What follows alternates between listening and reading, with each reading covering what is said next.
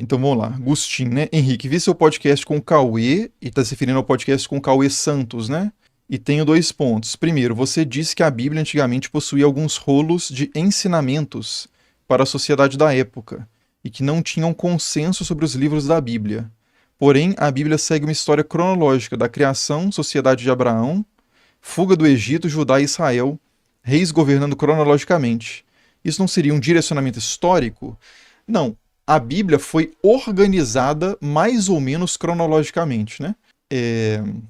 Mas ela não é cronológica também. Depende de qual tipo de organização da Bíblia você pega.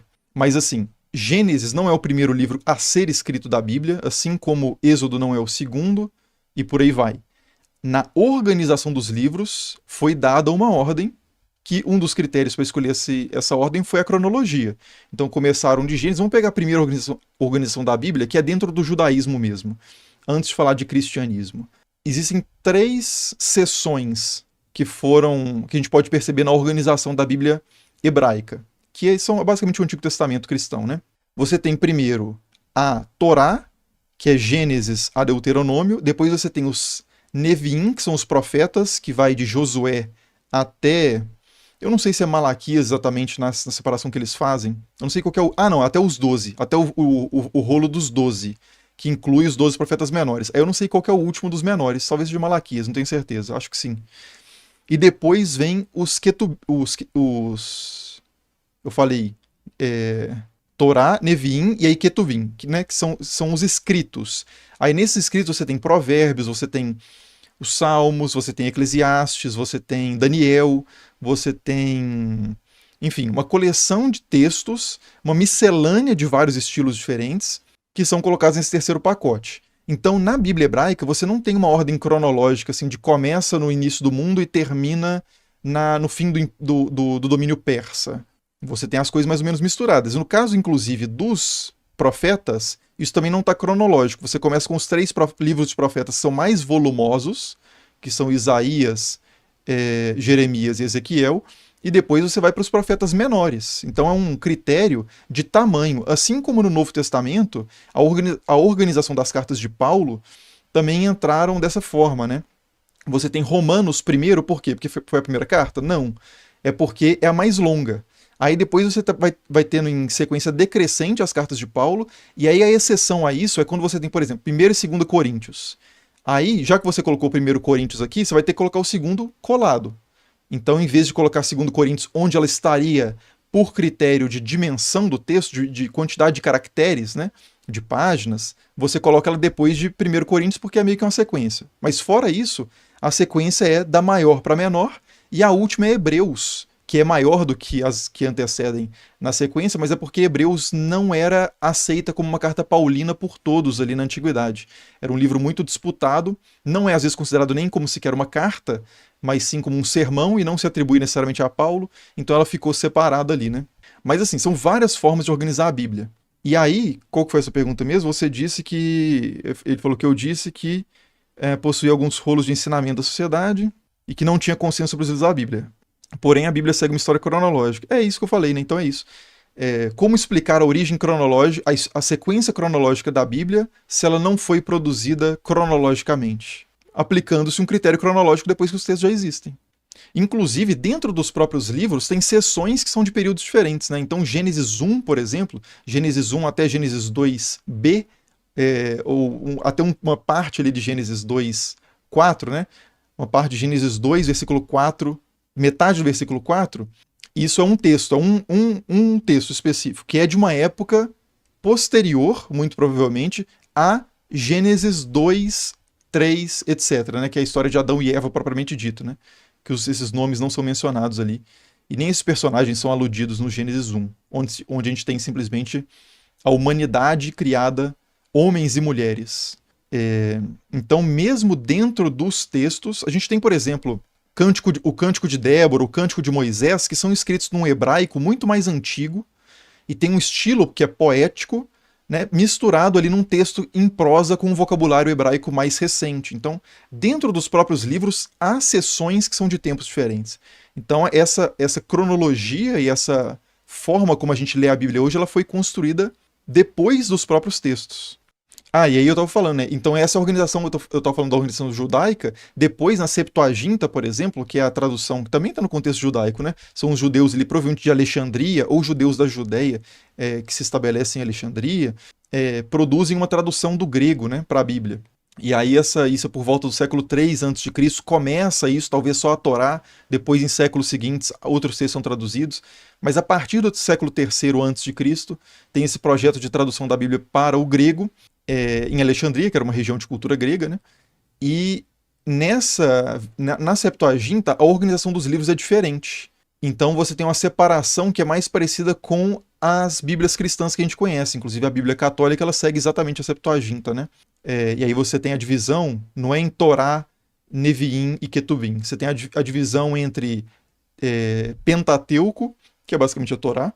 Depois você tem os livros históricos, que é de Josué, enfim, e por aí vai. Aí você tem os livros sapienciais, que são os textos de sabedoria, como Salmos, Eclesiastes, Provérbios, etc. Jó. Você tem os profetas, maiores e menores. Entendeu? Então é outra organização dos livros, porque você podia organizar do jeito que você quisesse, né? Hoje você pode também, se você quiser fazer uma Bíblia começando com o livro de, sei lá, você pode recortar o Cântico de Moisés e colocar no início da Bíblia, o Cântico de Débora e colocar no início da Bíblia, porque ela é considerada mais antigo. Aí você vem com trechos de outros livros e coloca. Se fosse uma Bíblia cronológica de quando cada texto foi escrito, seria mais ou menos assim, né? Mas aí ficaria confuso pra caramba pra ler, né? E o Gustin falou que, o segundo ponto, ele falou aqui, ó, da questão lá do Cauê Santos, né? O segundo dito no Cauê é sobre a religião nos unir e sobre nos organizarmos para não tolerar outras sociedades. Você não acha que o cristianismo, mesmo com algumas perseguições, abriram a sociedade batizando vikings, povos africanos, catequizando os índios, como também abrindo para cientistas mais tarde discordarem de dogmas religiosos, usando a ciência moderna? Não foi uma coisa que ajudou a sociedade? Aí que tá. O cristianismo, nesse sentido que você coloca, esse cristianismo evangelizador, e até num contexto já colonial, né, que você coloca aqui catequização dos índios, povos africanos, vikings, essa expansão da cristandade não é uma aceitação das outras culturas, é uma incorporação dos outros povos em uma matriz, que é a matriz cristã. Então, a partir do momento, por exemplo, que o índio é catequizado, o que é o índio ser catequizado? É ele aprender uma nova regra de vida, uma nova estrutura de valores, uma nova forma de ver o mundo, de se portar no mundo, que não era anterior. Então, assim, a cultura dele não foi aceita, né? Não foi tolerada pelos cristãos. Ela foi substituída numa escala, isso sempre acontece dentro de uma escala de voluntário e totalmente voluntário e totalmente forçado, né? No caso dos índios aqui no Brasil, isso foi, na maior parte das vezes, forçado. Então, assim, o cara ele é obrigado a abandonar the old ways, né? A velha maneira de ser, e se adequar à cristandade, o que é adequado à cristandade, se vestir conforme a cristandade, orar, buscar o sagrado, rezar conforme o sagrado, estruturar valores, relações, estruturar a sua família de acordo com a cultura cristã. Uma cultura cristã específica, né? No caso aí dos índios aqui no Brasil, a cultura cristã de matriz ocidental, né? Católica, ibérica. Então, não vejo isso como o fato de ter cristão indígena, cristão da África subsaariana, vikings, etc., como uma evidência de tolerância. Essas pessoas foram toleradas porque aceitaram o que era necessário para sobreviver, de certa forma, né? Ou para prosperar. Às vezes nem é uma questão de sobrevivência, mas às vezes para um cara, quando chega gente com muito poder naquela sociedade, para alguém da sociedade que está sendo visitada, né, ou invadida, ou conquistada, é uma grande oportunidade se aliar a esses novos caras que têm armas, que têm, enfim, para você conseguir os seus próprios projetos de poder, né? Então eu não quero também fazer uma caricatura aqui, que é que são os cristãos chegando e obrigando todo mundo contra a vontade a aderir ao cristianismo ou aderir àqueles valores. Não, às vezes o cara deliberadamente vê, o cara que é da sociedade nativa ali, vê naquilo uma oportunidade de avançar as suas próprias vontades, projetos de poder. Ou alguns caras genuinamente também veem beleza na nova sociedade e preferem aderir àquela em detrimento da sua própria. E claro, também há formas de aclimatação assim mista, né?